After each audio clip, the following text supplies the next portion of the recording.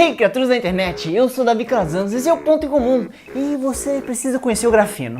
Ah, mas o certo é grafite e não grafeno. E eu acho que todo mundo aqui já viu um lápis na vida, não é?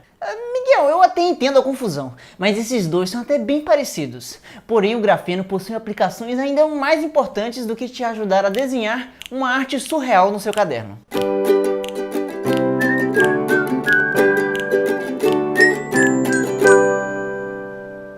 O grafeno e o grafite possuem exatamente a mesma constituição. Ambos são feitos de carbono. Porém, o arranjo desses átomos em cada um deles é diferente, o que muda completamente a história. O grafeno é feito de uma espécie de folha de carbono, bem fina, apenas um átomo de espessura, em formações hexagonais, lembrando um favo de mel, onde todos eles estariam conectados com ligações covalentes que são extremamente fortes. Já por outro lado, uma simples pilha de camadas de grafeno forma o familiar grafite, e cada uma delas se liga uma à outra através de forças de Van der Waals, o que é uma interação bastante fraca. Por isso ele é extremamente sensível a quebras e ao desgaste, o que é essencial para que deixe um rastro no papel e assim permita que você consiga escrever no seu bloco de anotações. Isso pode te fazer pensar que para se obter um pouco de grafeno, em teoria seria muito fácil. Basta retirar uma camada de átomos do lugar certo de um lápis. Entretanto, às vezes na prática as coisas se complicam imensamente, o que é o caso. Mas para entender bem isso, vou chamar os Hugobertos. Os esforços para se afinar o grafite até o limite começaram na década de 60, e apesar da quantidade de dinheiro e tempo investido em equipamentos caros e processos complicados, o sucesso ainda não havia sido alcançado. O máximo que se chegou foi a pilhas de 30 andares atômicos. Mas foi aí que em 2004, dois jovens cientistas russos na Universidade de Manchester, Gen e Novoselov, estavam fazendo alguns experimentos apenas para se divertir numa sexta-noite. Coisa que todo mundo faz, né, gente? E então descobriram algo que parece ser bem óbvio. Se você fizer um leve risco com um lápis em uma fita adesiva e usar outra para tirar o excesso, e assim repetindo o processo suficientemente, você chegará a uma única camada de carbono, o grafeno. Foi num tom de brincadeira e com materiais que se compra com menos de R$5 numa papelaria perto da sua casa que essa descoberta foi feita, o que garantiu mais tarde apenas um prêmio Nobel da Física para cada um deles. O que é bem justificável, já que esse material possui propriedades com o potencial de mudar o mundo como nós o conhecemos. Valeu, Hugobertos! Devido à sua estrutura atômica, um objeto feito dele é cerca de 200 vezes mais forte do que o aço, o que o deixa com o status de ser o material mais forte que já conhecemos. Porém, apesar disso, ele também é leve e flexível e pode se esticar até 120% do seu tamanho original. Ele é tão fino que mal absorve a luz, apenas cerca de 2%, o que o torna basicamente invisível ao olho humano.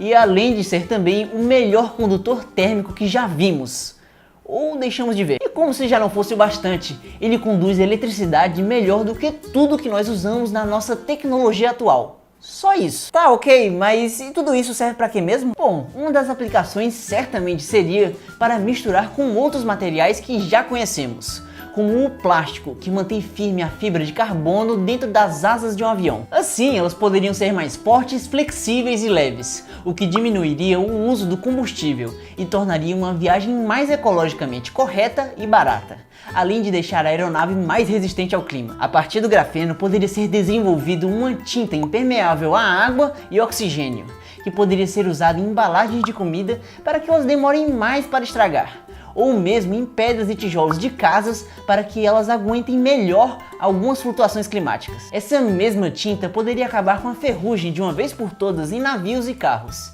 Aí a maresia só ia incomodar, deixando o chão um pouco escorregadio. E por falar em mar, o grafeno poderia ser usado em membranas de filtração, tendo o potencial de dessalinizar a água marinha para o consumo humano, de maneira economicamente viável, além de melhorar o tratamento de água suja, o que poderia evitar muitas mortes em regiões áridas. Algo que também poderia ser purificado seria o ar poluído que sai de chaminés industriais, ajudando o meio ambiente e melhorando a sua qualidade de vida. E quando o assunto é saúde, ele também pode fazer uma grande diferença, pois ele poderia melhorar consideravelmente o transporte de drogas para dentro do nosso corpo, assim melhorando a eficácia e diminuindo os efeitos colaterais em tratamentos médicos, como o de combate ao câncer. Além disso, eles poderiam servir como sensores, que detectam a presença de algum agente indesejado.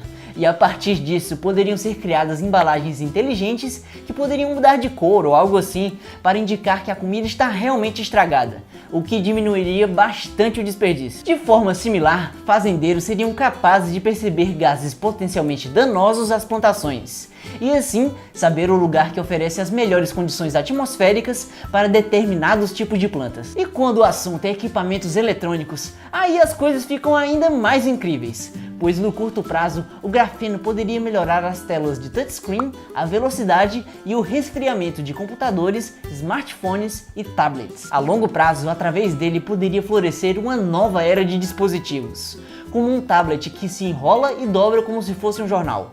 E até a sua roupa poderia se tornar responsiva de alguma forma, uma espécie de tecnologia que você veste. Ou então imagina olhar para o vidro da sua janela e de repente surgir nele uma tela parecida com a de um computador. Ou quem sabe esse avanço poderia estar mesmo presente em lentes de contato, em que poderíamos enxergar o mundo literalmente diferente através de uma realidade aumentada. E por fim, as baterias teriam um grande melhoramento.